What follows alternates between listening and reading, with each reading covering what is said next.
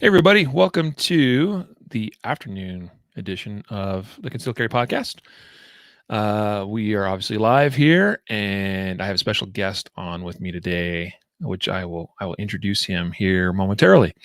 And I'm super excited about that. So stay tuned. It's going to be a great show. Guys, check in. Let us know where you're listening from. And I will prep you right now, and I'll probably remind you a couple of times more. Guys, today's guest is super knowledgeable about shooting because he competes and shoots at a very high level. So bring your questions, okay? Whatever it is that you are struggling with, wondering about, confused about, like come with those questions, drop them in the chat. Let's hear them, and we'll definitely try to take all the questions that we can throughout today's episode.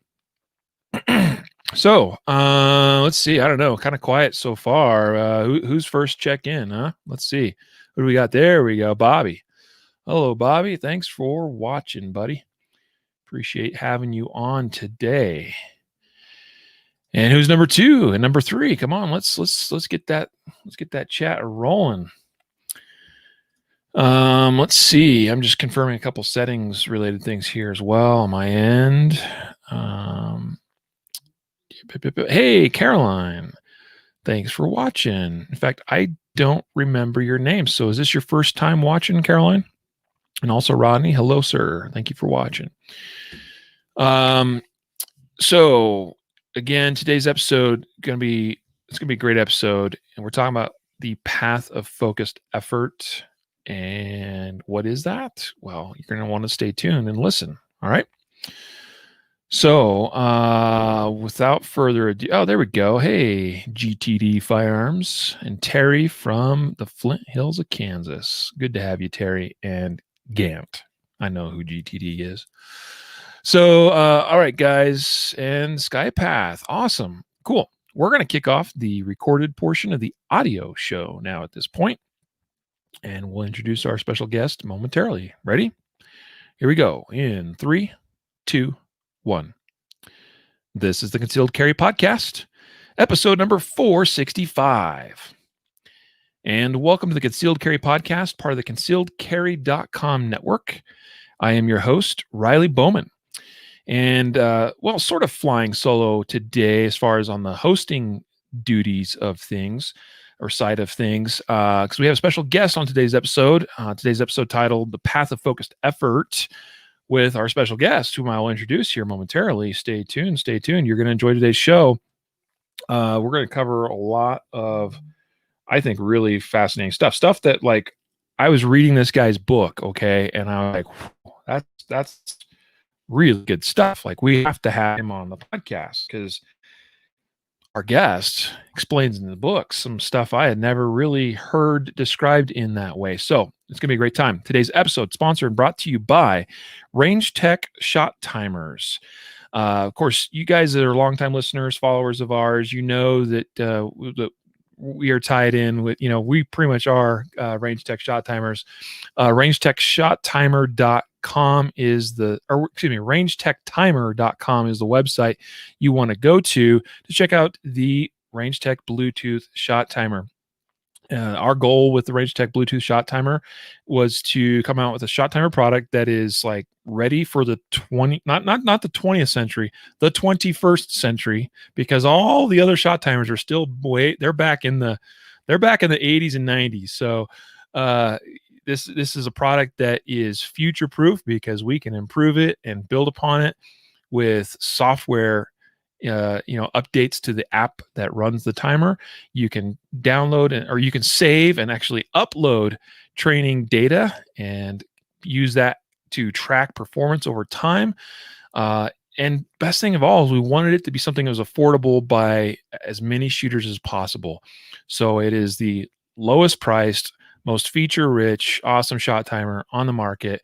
Go check it out, rangetechtimer.com. It's a place you can pick one up today. We have some in stock right now as we speak.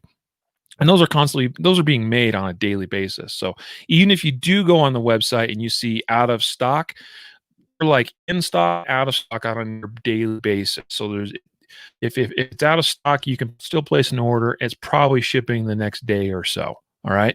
So I just want you all to know that. Also, hey, I'm a new range tech shot timer shirt. Those of you watching the video feed, you can see I've got this new shirt. It says the 80s called. They want their shot timer back. And so that's kind of our little dig at the way shot timers seem to still operate based off of, well, they kind of work the same way they've worked for a long time. So, guys, don't be stuck in the 80s. Come grab a Range Tech shot timer, and you can pick up this sweet new Range Tech shot timer T-shirt. Also on the website, you can go. In fact, we're running a special sale through the end of the year. Range Tech on all Range Tech shot timer shirts. So there's like a polo shirt in there. There's a couple of T-shirt options and a full sleeve T-shirt option as well. Save 15% off using the coupon code Goodbye 2020. All right. So it's going to run through December 31st, the end of the year. Go to rangetechtimer.com/shirt sale. And again, use the coupon code Goodbye 2020 and save 15% off of any of the shirts on rangetechtimer.com. All right. Got that out of the way. We do have a special guest and I guess we'll say an honorary sponsor.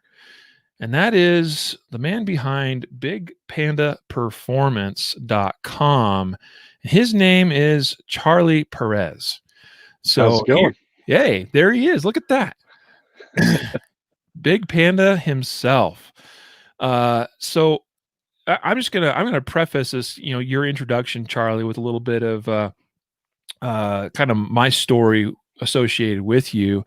As I started getting involved more and more in competitive shooting locally, your name would come up in conversations all the time. I mean, you are the local USPSA hot dog, so to speak, right? So Charlie Perez is a grandmaster shooter, primarily competes in limited division in USPSA, and just tears it up in the local scene, and also at area championships and national level matches as well. So Charlie's name would come up, and I can't remember who, but somebody said, you got to get on his list for the classes he puts on. And I still have yet to make one of your classes, Charlie, because it seems like every time you do it, it just conflicts with my own schedule. But I've been tracking you and following you, brother, for a while. And then finally we actually met, and we were in Tim Herron's practical shooting course, just a couple months ago. Back in August, was it? September? Yeah. And so, dude, like I was thrilled to meet you and put a face with the big personality and reputation that preceded you. And so, Charlie, tell us. I mean, I've heard your story a little bit. You're not a guy with like a past tactical background or anything like that. You're just a guy that one day, I guess, decided you wanted to be a really good pistol shooter. So kind of what's your story, brother? Yeah. So to ease kind of like, I haven't been like growing up. I grew up in northern Colorado, and we were right on the edge of Longmont, just south of Longmont. So it's kind of in the country. And you grew up around, like I grew up around firearms and shotguns and rifles and that kind of stuff. And so shooting in itself and marksmanship was not a unknown thing to me. Combining shooting with a competition aspect of it was absolutely unknown as a child. So fast forward to I'm an adult, and I want to get into some different hobbies and stuff. And one of my friends was he was into practical shooting and concealed carry and that kind of stuff, and he offered the opportunity to do a kind of a pseudo competition / self-defense class for several people to kind of be an introduction of like, here's what these things are about, and let's be safe and that kind of stuff, and show like kind of give us an opportunity to play with the toys of the game and see what it's all about. And so I attended that class, and it was super basic from a perspective of like, hey, let's safely handle the gun, let's draw safely, that kind of thing. And he set up a little kind of a mini USPSA style stage where you like drew and shot some targets and then ran over to this other place and shot some other targets. And as soon as I experienced that, I was like, I didn't even think that was legal. Like, I was waiting for the cops to show up and throw us all in jail for running around with a gun, kind of thing. And since I was able to experience that, and he really helped me in guiding me down the path to say, hey, if you're really into this, so you think you want to compete in competition shooting, here's some recommendations. Go get kind of a normal off the shelf type of gun and do some live fire practice, and then attend a few different matches to see, is this something you really want to dive into? And my personality has always been like, I'm an all or nothing kind of guy, so I don't dabble in different hobbies and, have a bunch of different things I like to do. I pretty much pick one hobby and I dive in with, head first, whether that's good or bad or otherwise, but I dive in head first and try to explore all the different aspects of it and try to maximize my performance and try to always be on that kind of process of learning. I've never really had super pie in the sky goals to say, oh, I want to be, the world champion or the national champion or that kind of stuff. I try to take a different approach to say that if I'm continually trying to improve my performance, that's reward enough. Like, kind of like the goal is the journey, not so much the destination, kind of thing. And that's been pretty rewarding for me. I really enjoy it. So you find your satisfaction and joy in your pursuit of excellence for yourself. Absolutely. Yeah. It's awesome. And in combination with the human factor, right? The human factor that every day we're getting a day older, right? And every day we learn new stuff and we gain certain things and we lose certain things, so to me that in itself, just like from a shooting perspective, like our vision is super important, right? And as we get older, our vision starts to degrade, and then we got to figure out new solutions on how to resolve vision problems and that kind of stuff. Yeah. And that, just dealing with that human condition factor of it is always a cool challenge to me. Mm-hmm. If it was easy, I would be off to the next hobby. I'd be on competition basket weaving or something like that. Competition basket weaving. I thought you'd say the next thing would be, something food related. I mean, Well, I like to eat. You could be like a competitive eater, man. Yeah, I don't know if my wife would like that though. We'll see. Dude, so you decide when you're like, hey, I like this class was fun, this shooting thing was fun, let's get into competitive shooting. So kind of, well, how long did it take for you to become a grandmaster? Let's ask that question. I'm curious about that, actually.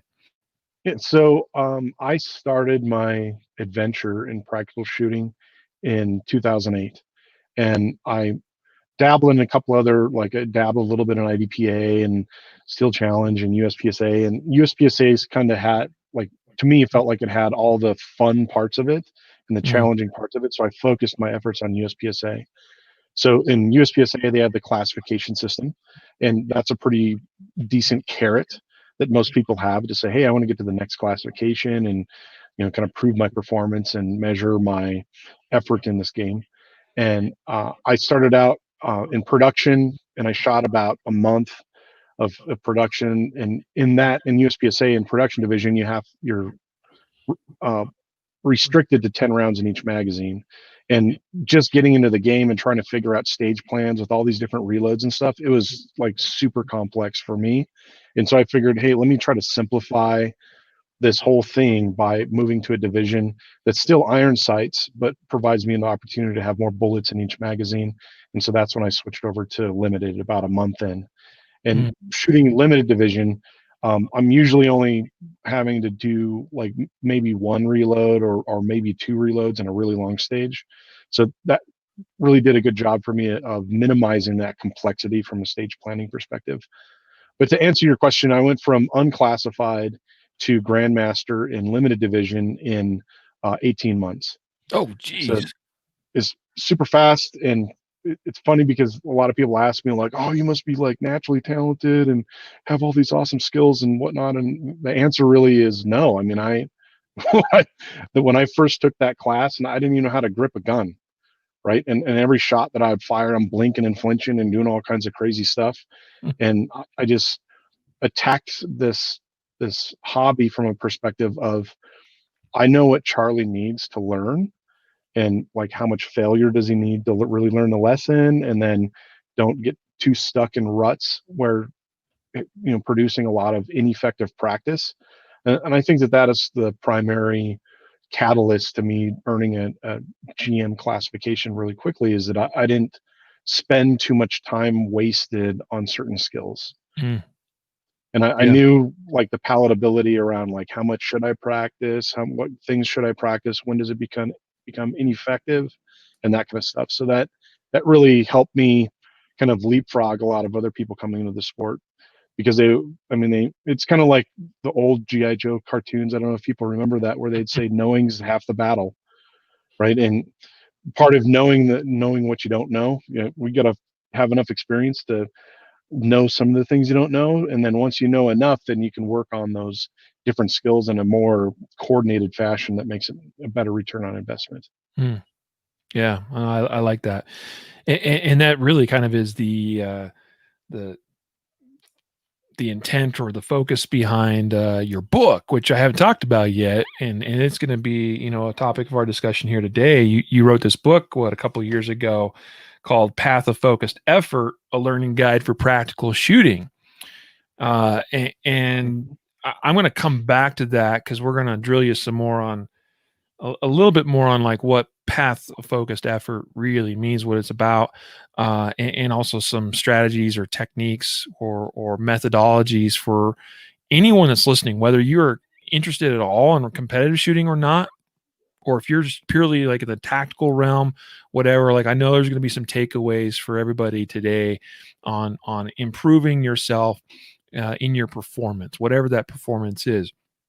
But I wanted to ask real quick, Charlie, too. Like, so was there anything or anybody that guided you, particularly through those early, days? Say that. I mean, like that's a really impressive feat to go from unclassified to grandmaster in like 18 months. I mean, certainly there's others that have done it, but that's no easy or simple feat. Um, did you take any other training courses during that time? Was there anybody in particular that was like really influential on you or that guided you through that at all? Absolutely. So I think that initially, when you're in that I don't know what I don't know mode, your like that your best resource is your local shooters.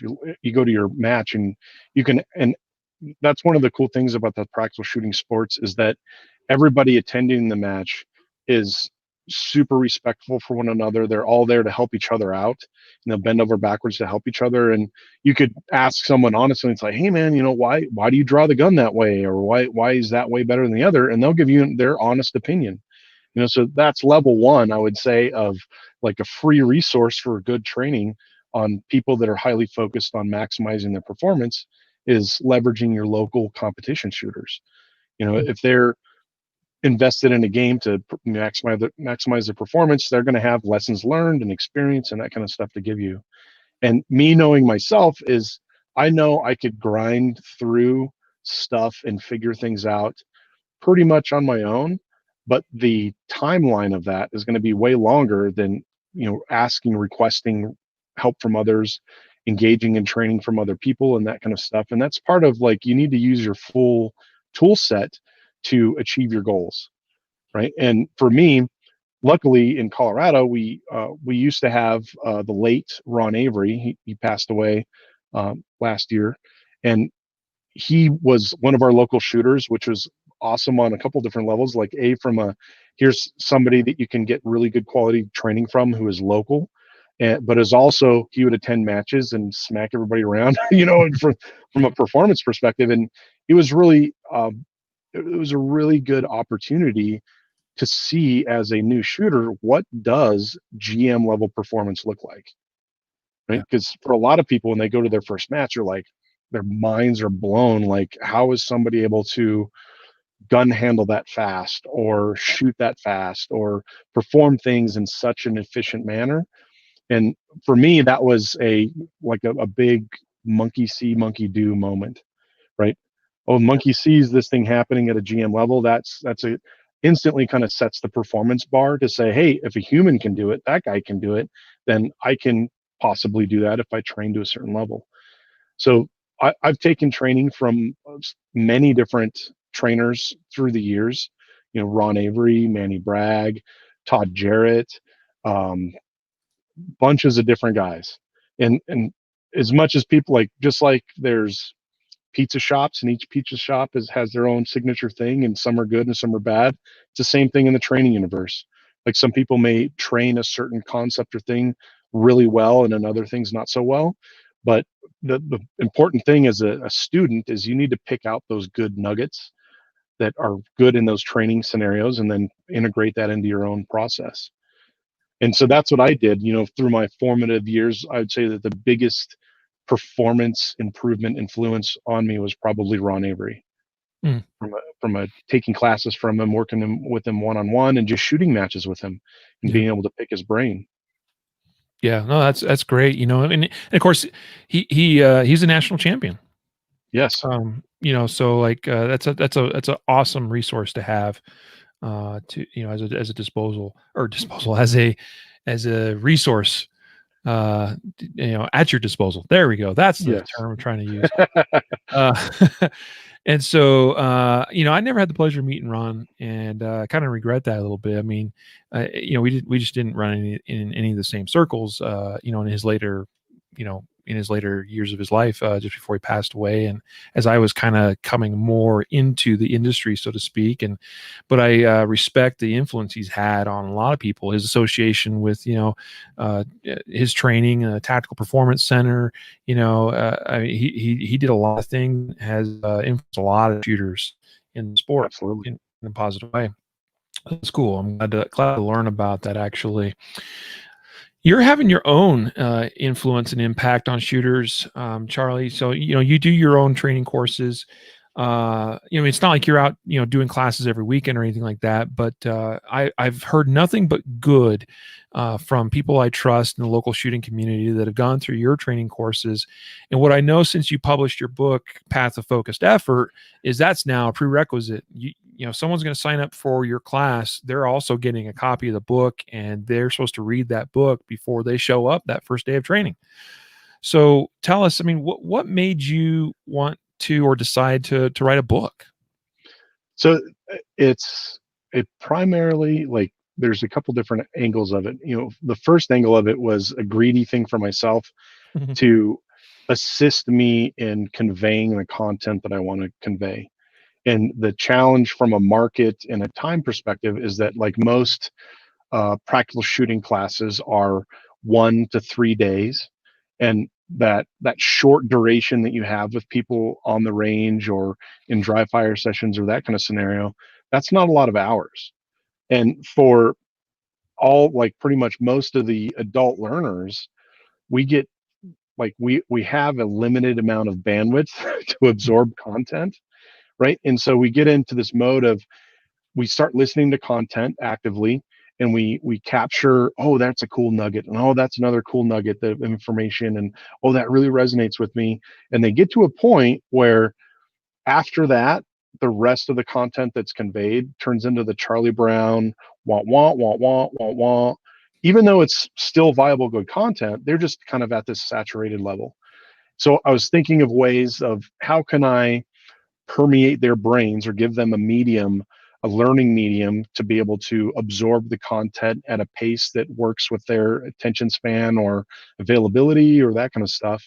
And it just made the most sense to me is to write a book about it.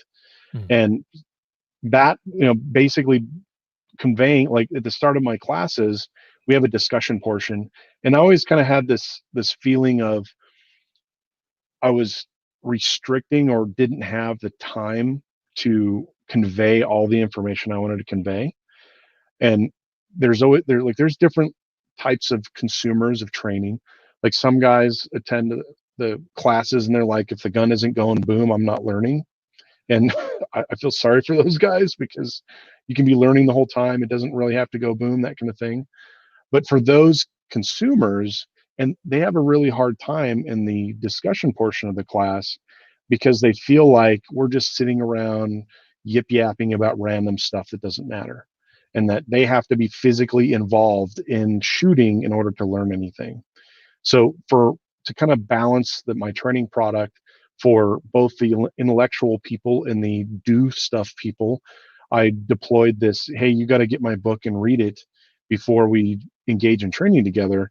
And that helps facilitate that discussion portion, make it little less time. Not so much that we're covering less content, but that takes less time to cover the same content because people already know what the content is, right? They know the context of it. So it's not like I have to convey an idea, explain the context, and explain all the whys around that. And then we can dive into the nitty gritty details around that piece of content. The book does that. It defines the whys. Why do we do something this way versus that way? The effectivity of things one way or the other, and that kind of situation.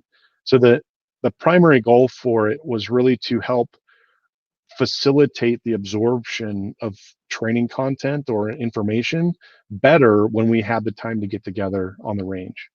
And and as an ancillary thing, it gives them something to reference during the class, and it gives them something to reference after the class. And so since I started deploying do your homework, read the book, that kind of thing, the classes have gone way smoother from a perspective of I'm not speaking Chinese at the start, and have to explain, oh, this is Mandarin and this is how you speak Chinese, that kind of thing. It basically puts us all in the same wavelength, if that makes any sense. And I try to explain the content in the book is explained in a way of not here's a fish, here's a fish, here's a fish, here's a fish. As far as skills or things to do, it's conveyed in a manner of here's why. Here's a scenario, and here's why I chose to do it this way versus that way.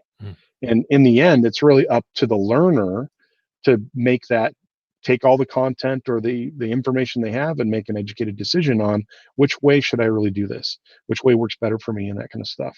Because in the end, like for the students, for any kind of training, they only have those training resources that day, right? So if their only conduit for learning and expanding their skill set is those days on the range with the trainers, that's super limiting, right? So kind of my methodology around training is like, hey, if I teach people how to fish, and it's basically like, how do we fish here? I'm going to give you a few fish along the way, but here's how we fish. That way, when you leave this class, you can get your own fish, right? And learn how to be an adult learner. And that's the other part about this whole adult training thing that I think a lot of people don't get, is that for a lot of people, it's when people like, if you take a student that has never owned a firearm before, and they're like, here's this weird thing that's in my hand, it feels abnormal. That's like teaching a child from a perspective of they have no prior experience, they have no expectations, which is way more important, right? They have no experience around, hey, I've always done it this way, I've held the gun this certain way, and that's just how it works. And the challenge with a lot of firearms owners is that they've been shooting for a long time before they're like, hey, maybe I should go take a class. And then so the classes really turn into not so much training, it turns into retraining. So it's a really big effort of retraining people on how to do things and understanding each person's unique palatability around what efforts do I have to go to retrain myself on how to do something. Yeah. Yep. That makes loads of sense, man. I mean, because in terms of folks coming through your class, they're showing up and on day one, you guys are already speaking the same language, and I could see huge value in that. So again, the book is Path of Focused Effort, okay, a learning guide for practical shooting. But dude, as I kind of alluded to earlier, there's a lot of stuff in here that's going to apply to non-competitive shooters as well, particularly in your approach to analyzing existing shooting performance or skills and then figuring out really where to focus one's effort. I mean, that's the idea, right? Path of focused effort. Maybe you could elaborate on that and kind of what is the guiding principle behind this book. So I think that, I mean, titles of books are interesting, and I struggled with the title of that book for quite a while. And the title is purposeful effect of path, meaning that if we want to improve our skills, we have to have a path, Mhm. right? And okay, so you get on the path.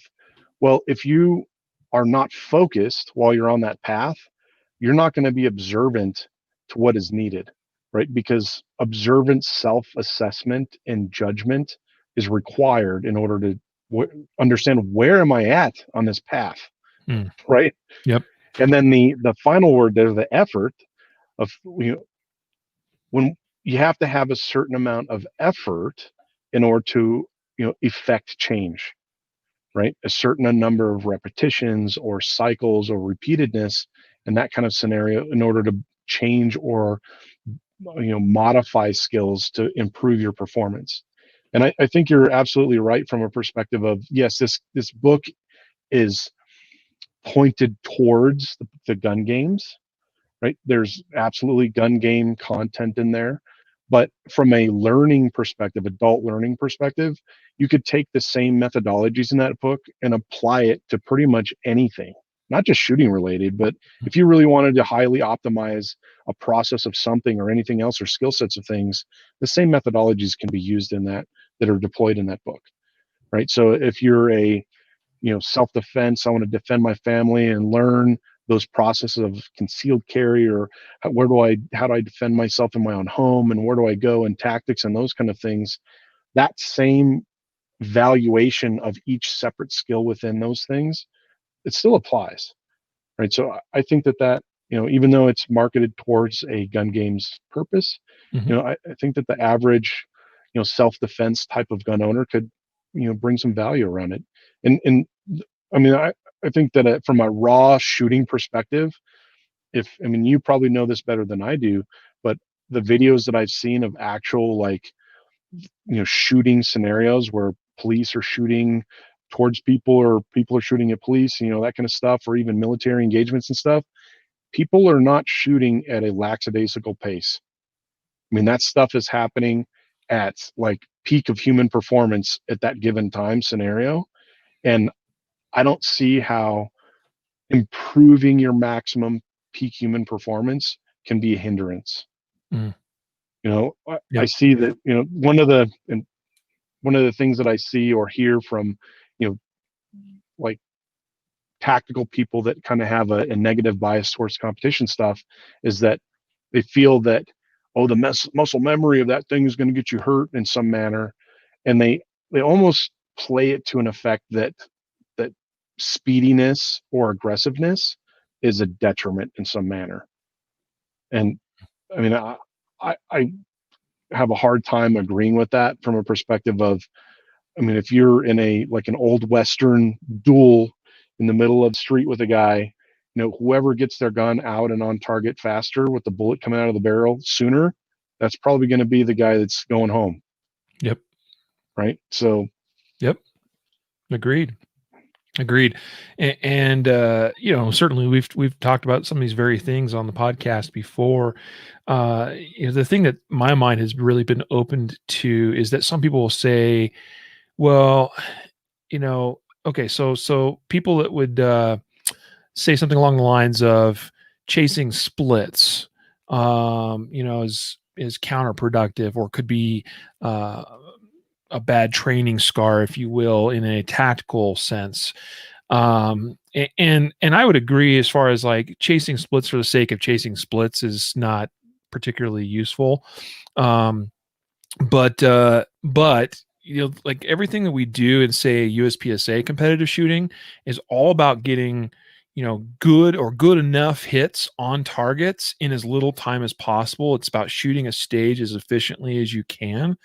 And while, yes, that might lead you to do certain things or move in a way or shoot in a manner that is faster or perhaps more aggressive in some cases than what you might want to employ in a tactical environment, talking to people that understand both sides of this very well, my opinion has come to a place that you train or you practice or you compete at this level that is like it's insanely hard. It's an insanely high level of performance. When you look at what the top shooters in our sport, meaning the USPSA or even IDPA, to an extent as well. They're a little bit slower.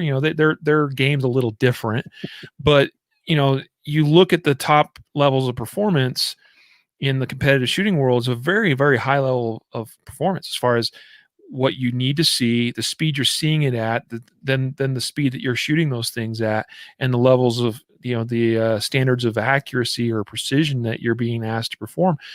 And what I know is that doing that and training or shooting up here means that if you're going to operate down here at a more reasonable pace or more realistic pace or whatever that is, it's that becomes like so much more manageable, particularly when you're under stress, because you can do this, but the problem at hand only requires maybe this, and it's so within your wheelhouse. It's like, it's a stroll through the park.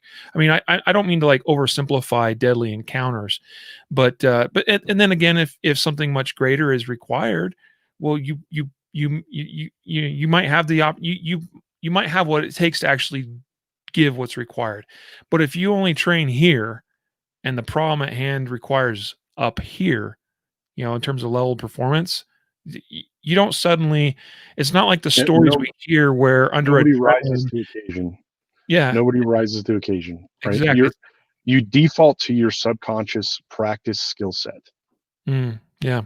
And that's a humble pie thing to say to a lot of people, to say that, what you want to be able to do what you feel is, this is me, this is normal Charlie, as far as running from one position to another, or drawing the gun from the holster and getting on target, or shooting it at a certain pace.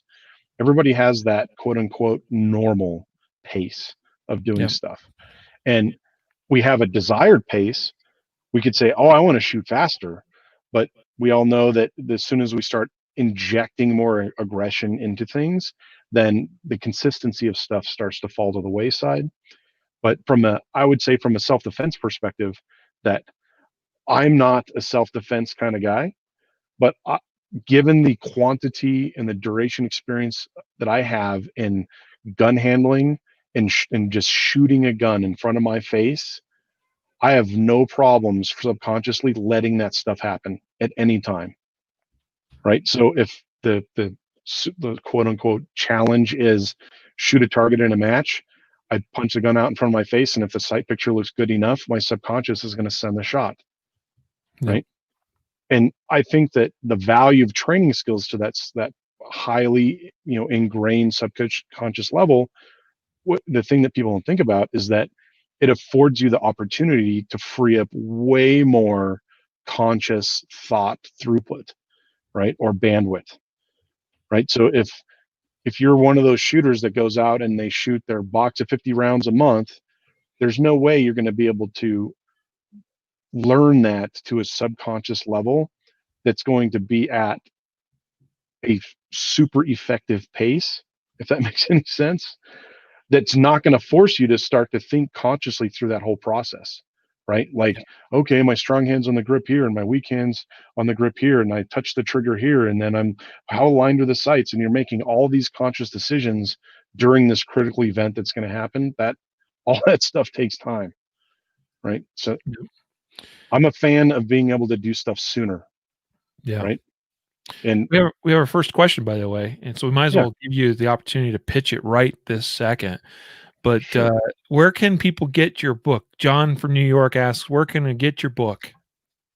So I sell my book on my website, which is bigpandaperformance.com. You can order it on that website. I currently don't stock it in any other locations and that kind of stuff, given that my customer base, so to say, is so small. It doesn't make sense to put it up on Amazon or those other places. So if you're looking to order my book, you can get it on bigpandaperformance.com. Yeah.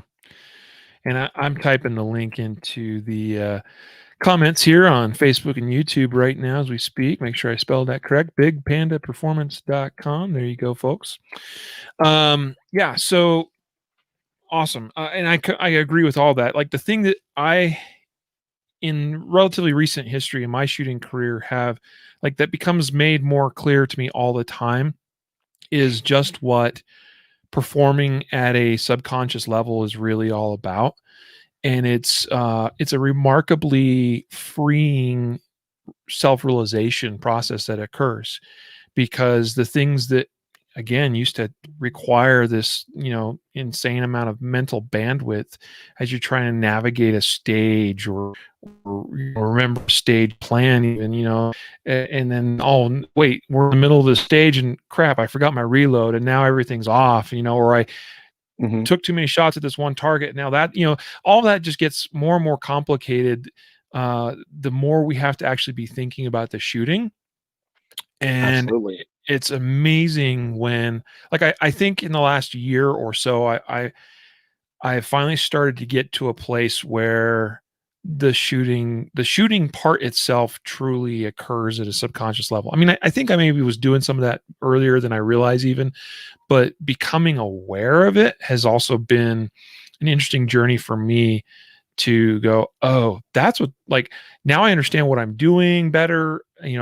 Now I'm able to actually apply some of my skills in better ways than I did before, because I wasn't even it wasn't even on my radar. It wasn't even on my roadmap as far as like I'll be honest, a lot of my own personal shooting development hasn't always been with a great degree of focused effort.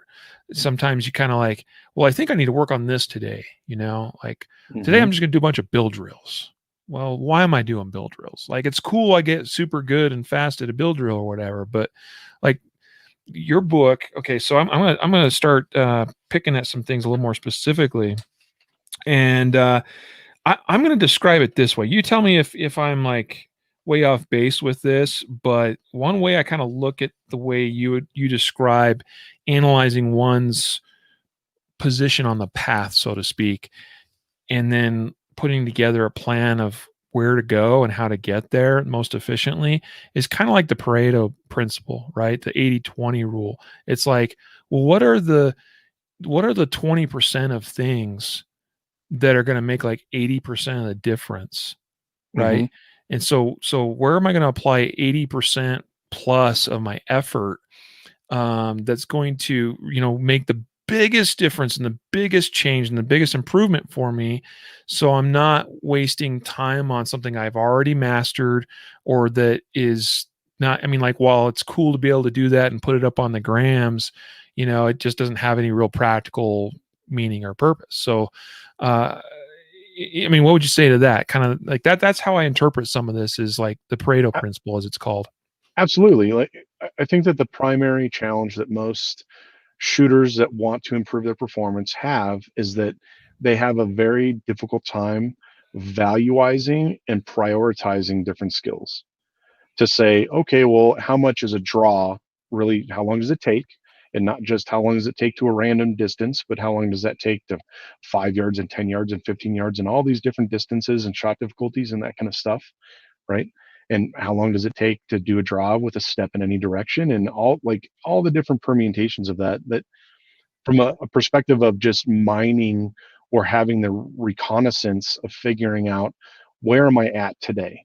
That is a big thing that a lot of shooters just don't do, right? They think that, oh, I learned how to safely draw the gun, oh, that's good enough, and they don't really measure that in a manner that affords them any kind of reward if they were to put more effort into fixing that, Mhm, right? So if I measure, let's say a month ago I measured my draw, and then I observe that draw, I video the draw, and I break that thing down every little step, and I figure out, oh, I'm losing a little bit of time getting my hand to the gun, and I'm losing a little bit of time because I'm building my grip too late, and that's just two little elements that a lot of people have problems with.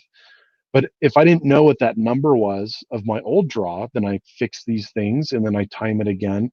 And then I have this other number that's a shorter number, right? Then I could have that little pat on the back and saying, hey, yeah, that 10 hours or whatever that quantity of training I put into that got me this amount of investment, right? Or this return on investment of training. And so I think it's important that we put ourselves in a mode, we set ourselves up in a manner that we have the data up front to measure, well, where am I at today, regardless of the good, bad, and ugly of that, right? A lot of people like to go to the range and practice the stuff they know they're good at. and they avoid the stuff that they know they suck at. Well, Mhm. we can all choose to consume and use ammo as we desire, right? And it's fun. And like you were saying about an Instagram thing, like, oh, I could go and do a rock star build drill and rah put that on Instagram, and people think that's really cool. But how do, like you were saying, like, how do you evaluate that ability, right? If you spent 10,000 rounds and 1,000 hours in performing a build drill, and that didn't have a significant correlation to what you're challenged with in your competition shooting or your defensive shooting scenarios, you're just wasting time, right? You're just making entertainment. You're not improving skill, so to say. So in my book, I talk about uh, here's how you objectively assess your performance, and then make a list of these are the different skill sets that I'm being tasked with performing. And these would be examples like drawing the gun, reloading the gun, running from one position to another, transitioning between targets. Those are all very common skills that we're exposed to in matches. And then you can time evaluate each one of those skills and say, well, how long does it take me to get into a position? How long does it take me to get out of a position?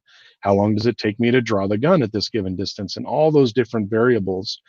And then once you know the time valuation of those different skills, then you can compound the frequency of when they're being leveraged, right? So like a good example that I use in the practical shooting game of USPSA, a lot of people's training or dry fire is heavily draw focused or reload focused. And in that game that we play of USPSA, yes, we need to have an effective draw, and yes, we have to have an effective reload. But in the what we're being measured against in that 80-20 rule, you know, the majority of the time we're not being performance measured on how well we draw the gun or how well we reload the gun. We just need to be able to do those things in a competent manner, and we're being measured on way different skills that are way more valuable to train than a draw or a reload. Mhm. And I think that's the primary issue that people have, is that they get into this copycat or mimic mode of, well, I don't know how to compile my own training program, so I'm just going to copy this other guy's. And one of the worst questions I don't like to field is people will ask me, well, what are you training on today, Charlie? What's your training program right now? And I'll tell them, hey, here's what I'm doing. But I also tell them that I've I highly doubt, unless you're my current experience and skill level, that level of training or that the context of that training is probably not going to make too much sense to your given experience or skill level. Does that make sense? Oh yeah, makes tons of sense. I mean, essentially, our practice or our training that we do, it should be tailored to what we need, and everybody's needs is a little bit different, and contexts are different. I mean, like you're talking about the value, say, of a draw, which a good example, and you talk about this in your book, obviously too, but it's well known that in in USPSA, draw is important, right? Like you don't want to be slow, but there's a lot of opportunities to sort of hide the actual or the true speed of that draw because, like you said, a lot of times a stage start, you want to be starting moving as well. So you're kind of eating up the time it takes to draw in some form of movement to get to your first position. But Hmm. in Steel Challenge, it's a whole It's different the whole game thing. because you're Yeah. in a stationary position and that draw, I mean, like you do that 5 times every time you shoot one of the stages. You throw one of them out, obviously, but you've got 4 draws that are all adding up and counting to your final time on a particular stage.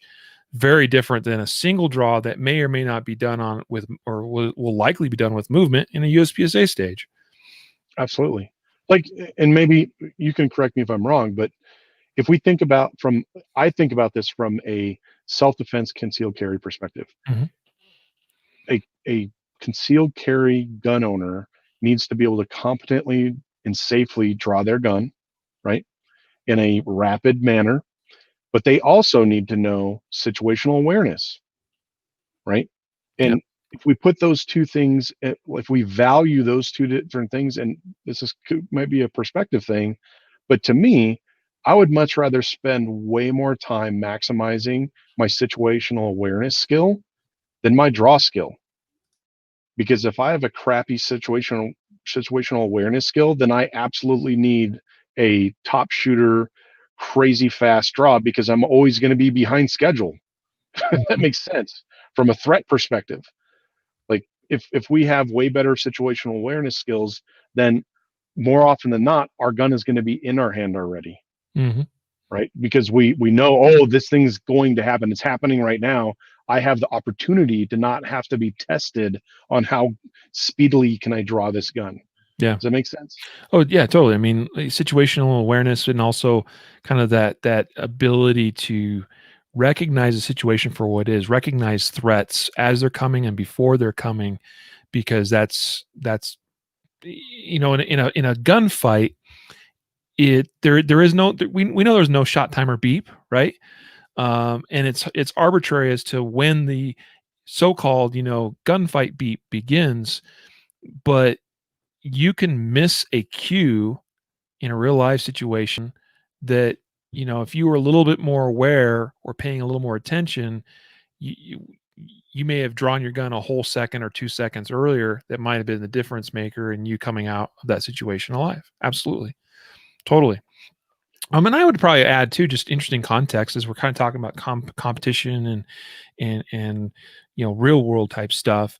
That draw probably, I would say, in the context of what we've talked about so far, in the shooting context of, say, Steel Challenge and USPSA and real world gunfight, I think the emphasis or the value of the draw in a real world gunfight is probably somewhere between Steel Challenge and a USPSA stage, as far as like it needs to be very speedy. And so therefore we should spend some time, we should spend some pretty good time working on draw, because all I know is that when we do recognize the moment that situation begins, the moment that we go, this is a threat, this is a real, true threat, it's go time, then I have from that moment till the end of my life, I have for the rest of my life to solve that problem. And if I fumble the draw or if I suck at drawing, it might be game over. So like it's super, like we don't get to put the gun into the gunfight where where the gun is needed to solve that problem if we can't actually get the gun out of the holster and up on target. So super important. But again, there's so many other things too. Like we could talk about hand-to-hand skills, fighting skills, even verbal de-escalation techniques. We could spend a lot of time working on that, because we could talk our way out of situations or de-escalate things, so we don't have to actually draw the gun. So yeah, dude, I'm glad you brought that up, because that is so spot on as far as recognizing where we need to analyze our own skill set and where we lack and what's going to give us the biggest bang for our training buck and time. Yeah, and Charlie? the reality is, as adult learners, we all have our normal everyday stuff that we got to take care of. We got our families and our jobs and our everyday tasks that we got to do. So that usually means that we don't have unlimited training time, right? We don't have unlimited time. We don't have unlimited money or ammo or whatever resource that we need to hone our skills. So that makes it even more important to be able to effectively um, value wise the skills and then coordinate our training based on that value. Yep. Spot on, brother. Spot on. I'm going to shift gears a little bit with you, and we're kind of, I'm looking at the time. I'm like, wow, I can't believe we've actually talked, this long already. It feels like it's only been 20 minutes. And this might almost seem silly to like pick on something so specifically from your book, but it is just like really, your whole section on iron sights, dude, is unlike anything I've found anywhere else or read anywhere else, and certainly unlike anything I've read in in sort of a tactical training book, which is probably more. I'm more deep on the tactical side of my library than I am on the competitive side. But you kind of you talk in the book about your discovery, your journey, if you will, through playing with different sight setups, different sizes of sights, height of sights, width of sights, all this stuff. I mean, you're primarily an iron sight shooter. You compete Hmm. in limited division primarily, and you've also shared with me, like we were talking at the Tim Herron class a few months ago about how your vision has changed and how that's impacted your ability to use and see your iron sights. Hmm. Um, could you kind of give us a bit of a summary of what that journey is like for you? And then I'm going to throw some questions at you, some kind of some specific things as it relates to like what I want to accomplish here is to get people thinking out there a little bit more about the sights they choose to put on their guns because there's little things that you can, little things can make a big difference. And I think a lot of times too, the easy thing that I think the pitfall is a lot of people use sites that might actually make things a lot more difficult for them to use them effectively. I mean, would you agree with that? Absolutely. So I think that first off, it's very important for people to understand that to me, the purpose of sites is to be able to do whatever the next thing is as soon as possible. Right. So, and some people may think of that, oh, wait a minute, sites, you use those to line them up and hit the stuff you want to hit. And I would say that that's actually like the secondary purpose of them. Mm. The secondary purpose, yes, we want to hit what we're shooting at, but to me, the primary purpose and how it kind of linkages to the gun games is that we play a game where stages are won or lost by tenths of a second, right? And in order for me to perform at maximum performance and gain tenths of a second against other people, I have to have a vision processing method that allows me to do whatever is required, only linger as much as I need visually on that thing, and then be able to do the next thing as soon as possible. So the primary purpose to me is, hey, it's a next thing enabler, right? And that next thing could be firing the next shot. It could be initiating a transition between targets. It could be looking for the next shooting position to run to, or initiating a reload, or whatever that next thing is. So to me, it's always been highly important to have a sighting system on top of the gun that affords me the opportunity to process images very, very fast. And the easy analogy that I try to give to people is that you can, if we have two cars and our task is to drive a car and both cars can go 200 miles an hour, and the task is to run a race at 200 miles an hour, you could give one guy a car and say, okay, teach yourself how to drive 200 miles an hour. And that guy's going to go out and he's going to go drive 250 miles an hour because he knows that, hey, if I can drive at 250 miles an hour, driving 200 miles an hour is a walk in the park. That's normal. That's slow. Whereas another person could get in the other car and drive 50 miles an hour and say, "Oh, I want to figure out how am I really doing this and what inputs do what and that kind of stuff." But they don't even know what 100 miles an hour looks like, much less 200 miles an hour, right? So we need a sighting system that affords us the opportunity to visually process that feedback at a very high rate of speed. And as we age and everybody has different levels of quality of vision, vision problems, focus speed issues, that kind of stuff, we all need a unique solution on top of our guns, whether that's iron sights or a dot or whatever, right? To give us that opportunity to be able to absorb that input at that 200 miles an hour. And Yeah. through my journey of iron sights, I started practical shooting when I was in my early 30s, right? And I had pretty good vision, right? And I decided, oh, I want to get LASIK done because I was wearing normal prescription glasses. And getting LASIK done for me afforded me to not have to wear prescription lenses or contacts or anything like that. For everyday life, it was awesome. But for what it actually detracted from my practical shooting skills because it immediately slowed down my focal speed. Being able to focus from far to close or close to far. It's not that I couldn't focus between those different points. It just took way longer time. And as I've aged, I'm in a highly marinated 44-year-old body right now. And over the last 3 years, my focal speed has increased by at least double. Okay. So I have to continually change my sighting setup or my shooting glass prescription to afford me the opportunity to, with my old 44-year-old eyes, how can I still process this sight picture properly and effectively at that 200 miles an hour? Right. And that whole voyage through different size, heights, and widths, and all that craziness with like different depths of rear notches and that kind of stuff on iron sights to figure out, well, how much visual input do I really need to be able to process this sighting system at a rapid pace? It's an endless evolution. And what I use today, I guarantee it's not going to be the same thing that I use 2 years from now, because my vision is just going to get worse and worse and worse as time goes on, and I'm going to need to figure out a different solution. Yeah.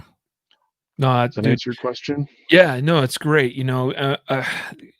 And one of the truths is for sure with this kind of subject is that everybody's eyes are different and unique.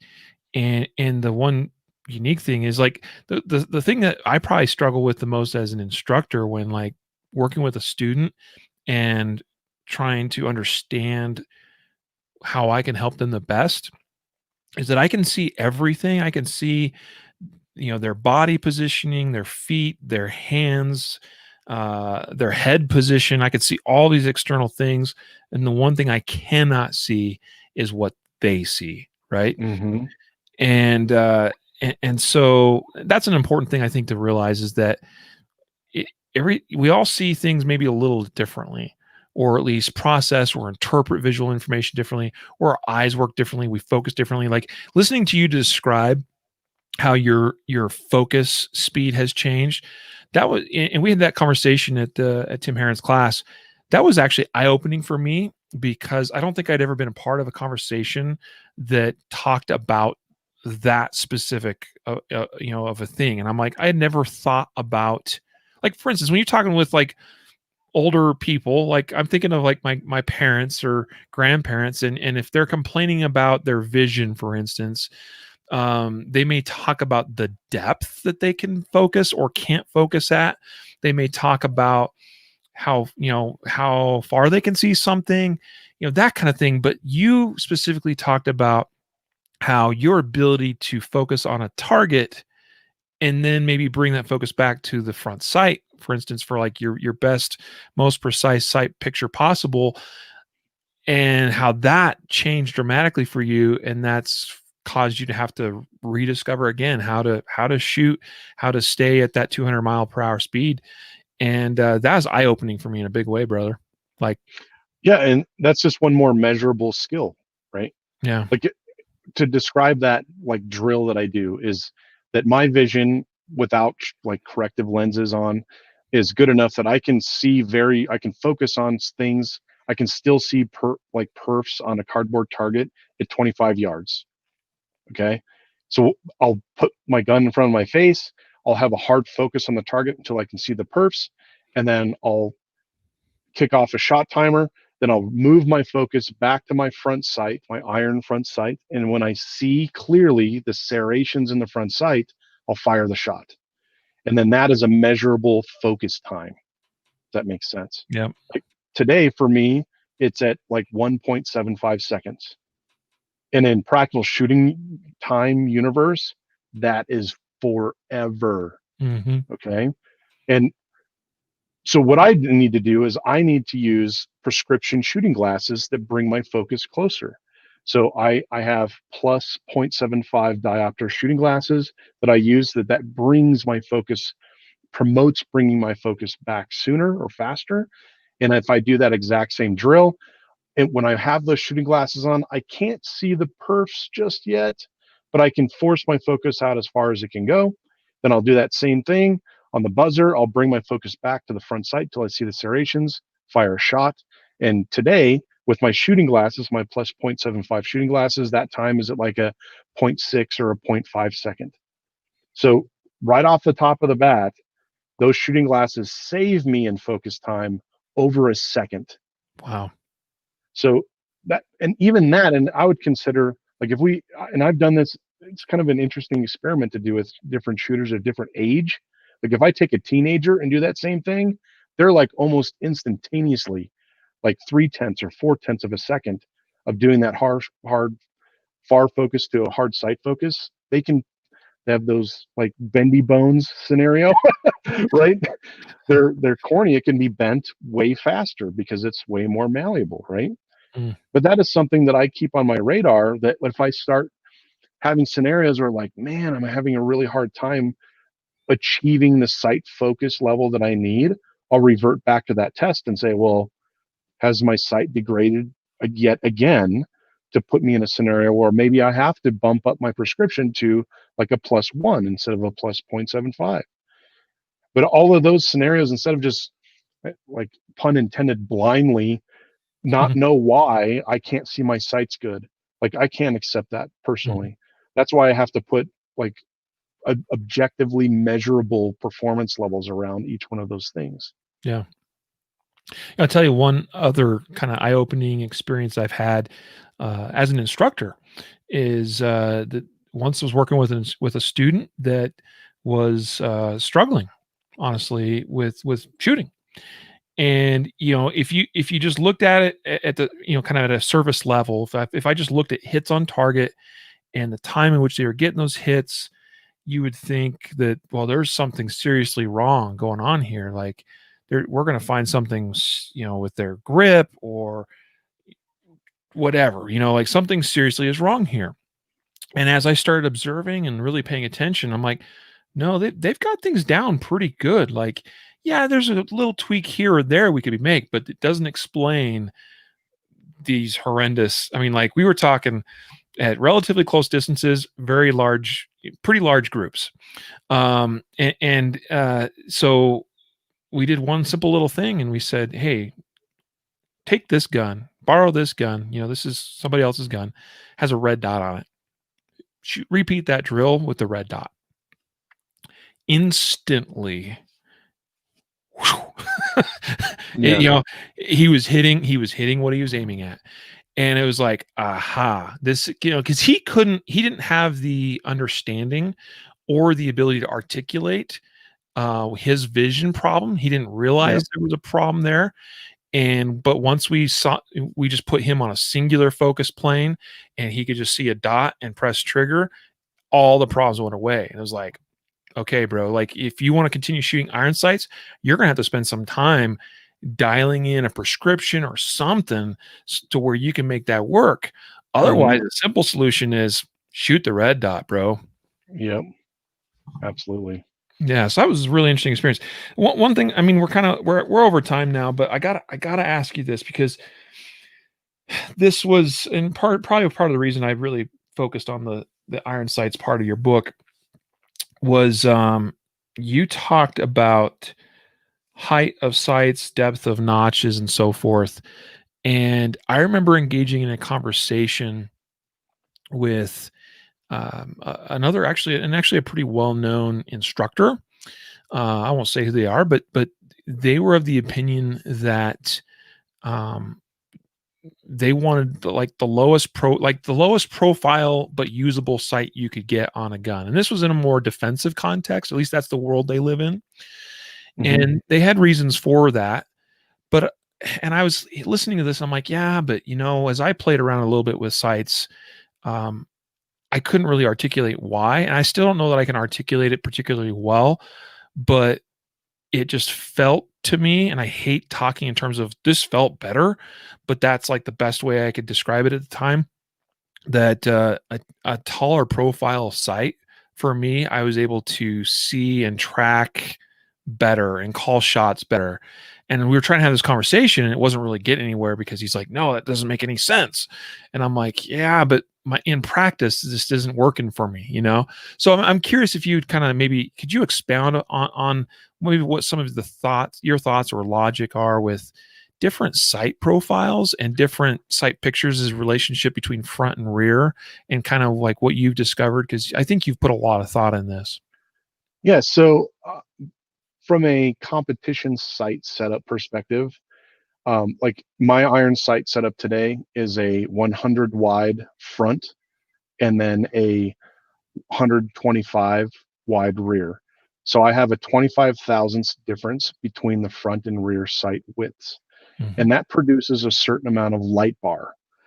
And I've found through a lot of my own testing that if that front to rear sight gap or width difference is in between that 25 to 35 thousandths difference, that's kind of the sweet spot for most people from a perspective of being able to process an image or a movie of this thing wandering around in front of their face at an effective level when we're shooting aggressively. Because we almost, like, the way I look at it is, we're distracted by abnormal imagery, and we are used to, if we shoot iron sights for any amount of time, we're used to seeing a front post swim around with light bars on both sides of the post, if that makes sense. Mhm. Right? And once there's no light bar on one side or the other, then our brain starts to switch up and say, oh, well, how much is it deviated? And we start actually looking at the rear notch to figure out, well, what's going on here? This looks abnormal. I don't have light bars on both sides of the front sight. And in my testing, I found that the more light bar feedback that I have, and you can achieve that by either more width difference between the front and rear or making the rear notch deeper. So you're basically making the light bars taller. And I found that if I make the light bars taller, then that affords me the opportunity. It's almost like making them wider, but making the white bars lighter, but you don't lose that gross misalignment resolution, like the worst case scenario. Like for a lot of people, they kind of shoot iron sights with a fiber optic in the front or maybe a night sight Mhm. bubble in the front. And they shoot primarily, especially shooting aggressively, like, is that bulb of fiber or the night sight bulb contained in the rear notch? Right? And then I don't think that they realize that their subconscious is doing like Herculean effort of Yeah. trying to center left and right that bulb or that fiber in the middle of that by using the light bars. Mhm. So Mhm. I think it's important that people experiment with different widths of front sights and rear sight notches and that kind of stuff. Is it cheap to do that? Absolutely not. Like I've probably thrown away thousands of dollars of sites in failed experiments. And as my eyes keep changing, I have to keep changing up that profile of how wide is this front and how big is the back. And for my gun game that I prefer, this 100 versus 125 in the back, that seems to be the correct solution for me at a 44-year-old Charlie today. Right? It could be Mhm. a different story later on. Yeah. But I think it's important for people to play around with that perspective of it, of giving their subconscious mind more information to process that question of, is it aligned enough? Mhm. Right? And in all the gun games that I play, we're not shooting slow. And if I'm shooting stationary sights, meaning that the gun returns, everything's stock still, then I fire the next shot, that I'm probably shooting way too slow to be competitive. So I have to live in a universe where the whole gun or the whole sight picture or sight movie is always in motion, Mhm. and living in that universe of, I'm okay with it still being in motion, and putting enough practice and learning, well, how much displacement equals a hit at a given distance? And that perspective, how much can I get away with? How much displacement is too much? How much is just enough? There's a lot of practice that goes into that, and all of that is like basically a promoter for allowing you the opportunity to shoot sooner. Mhm. Yep. Yeah. Really good stuff, man.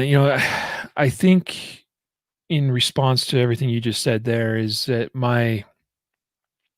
as I kind of ponder back over my own evolution or progression as a shooter, as well as the equipment side of the equation too.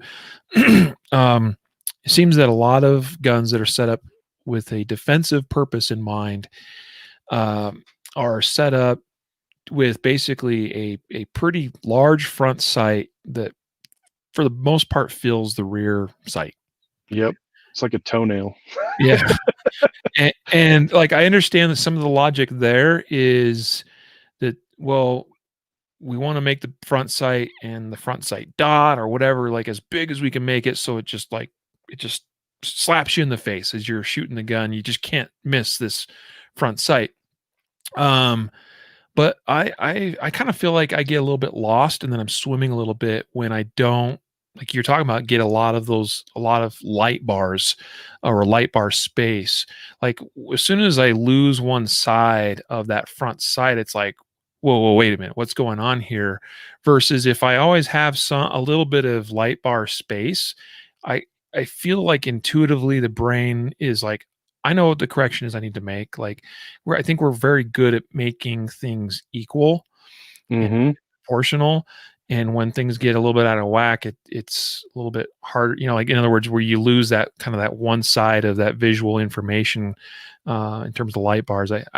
Dude, what you're saying is like speaking to me, man. I'm like, that makes a lot of sense and provides some articulation to things that I don't think I could quite articulate previously. So I thank you for that.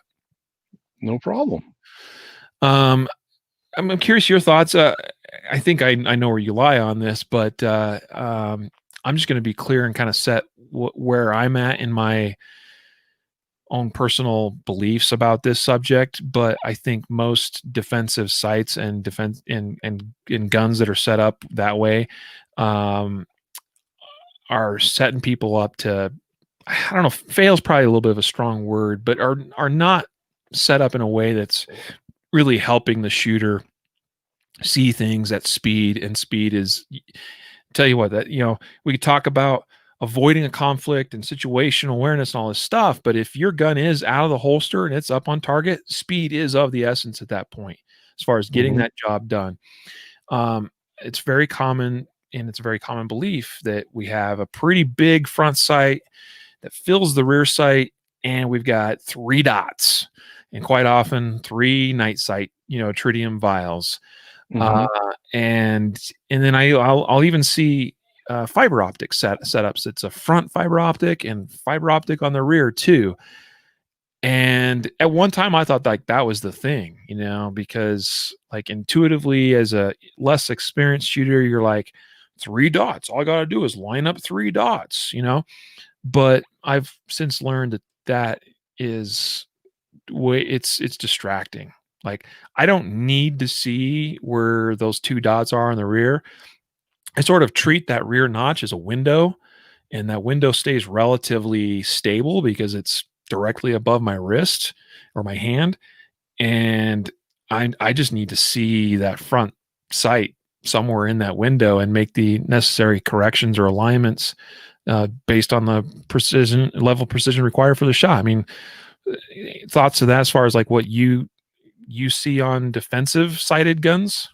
So I think, and maybe this is going to be an answer you don't expect, Okay. but I think that the vast majority of self-defense guns are that cliche of the nightstand gun that sits in that nightstand, doesn't get practiced, Hmm. doesn't get handled, doesn't get dry fired, and from a let me pick something up that is foreign, because that's really what it is. This foreign thing, let me pick it up and execute a shot with that, then a grosser sight setup probably makes sense, Mm, like a 3 dot scenario, right? It's interesting. pretty easy to have a mental concept of, I'm going to put these 3 dots in line horizontally and it's going to go my way, Mm, right? mm, Whereas when if we think about it from a where are we, where's the tool, right? So if that's the nightstand tool, we go to the other side of the equation of, I want a high performance competition shooting gun. You know, in that scenario, I'm going to be practicing and handling and working with that thing to the point of it's an extension of my body. So mhm, kinesthetically or proprioceptually, anytime that gun is between my face and a target, the sights are always going to be 95 or better percent aligned. Mm-hmm.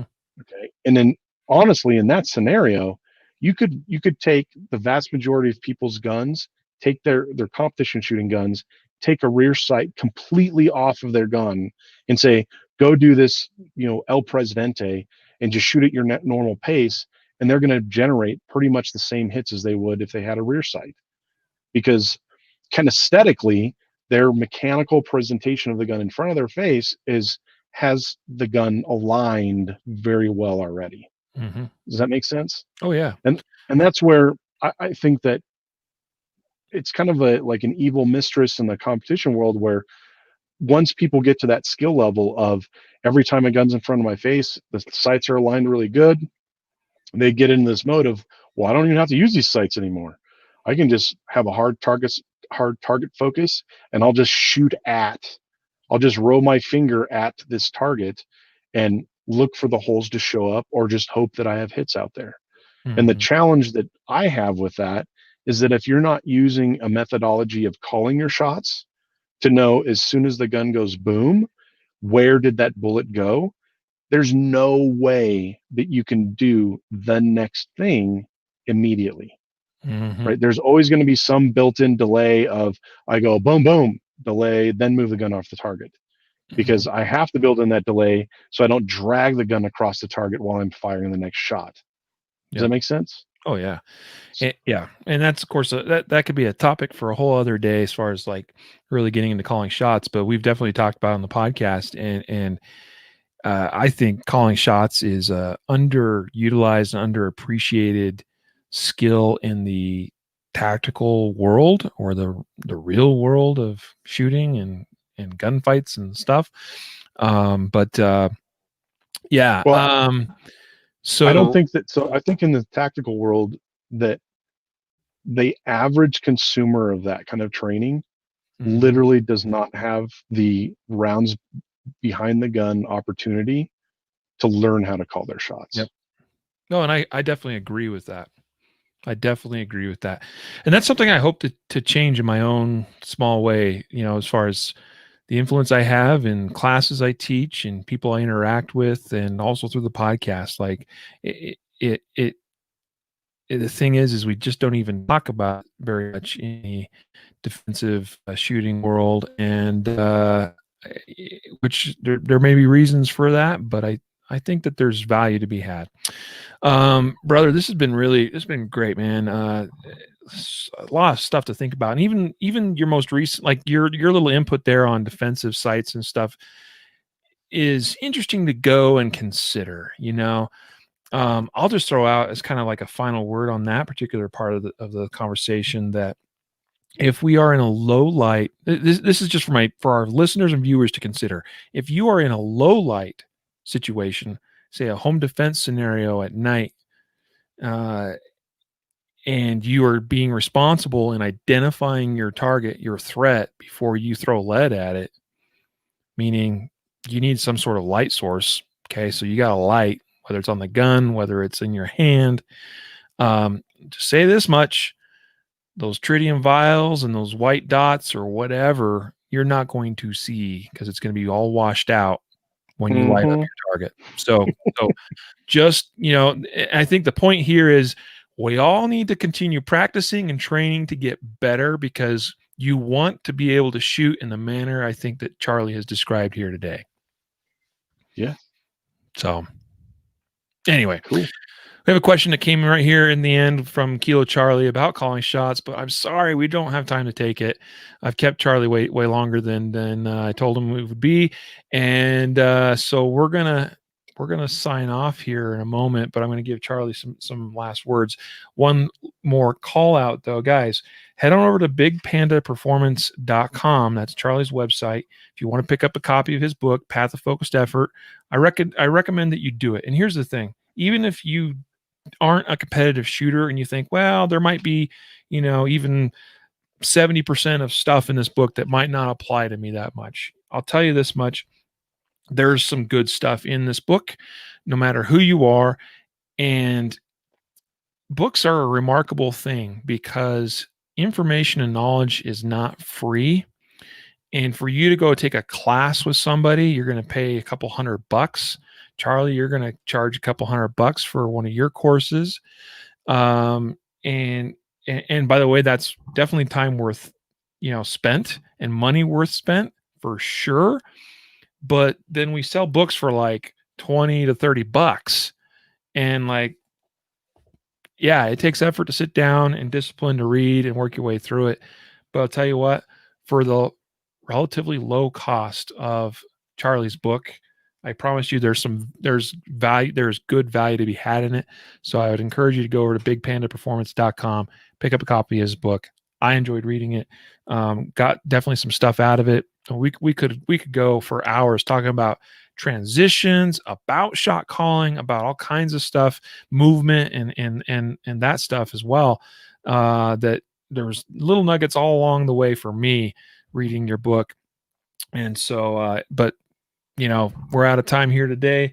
So guys, go get the book, read the book. And if you're interested in, I don't know that you take classes on the road or not, Charlie, but I know you teach classes a couple times a year here in the Denver metro area.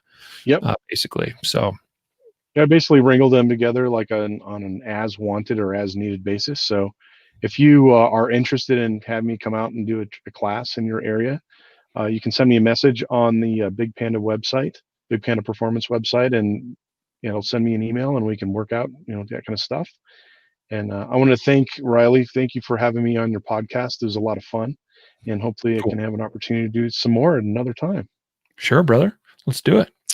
I appreciate it. Appreciate your time. Guys, one last shout out as well for today's episode sponsors, Range Tech Shot Timers, rangetechtimer.com. And we got some cool new, apparel up on the website there too, rangetechtimer.com/shirt sale. Heck, maybe we'll send you a shirt, Charlie. Guys, use the coupon code, Goodbye 2020 to save 15% up through the end of the year. And that's on apparel at rangetechtimer.com/shirt sale. All right. We got you go. And guys, you care out there, be safe. You know the drill. You know the lingo here. In fact, the catchphrase, as Steve Anderson would call it at the end of the show, here is what? Train right, train often, and train safe so you can fight hard, fight fast, and fight true. Take care, everybody.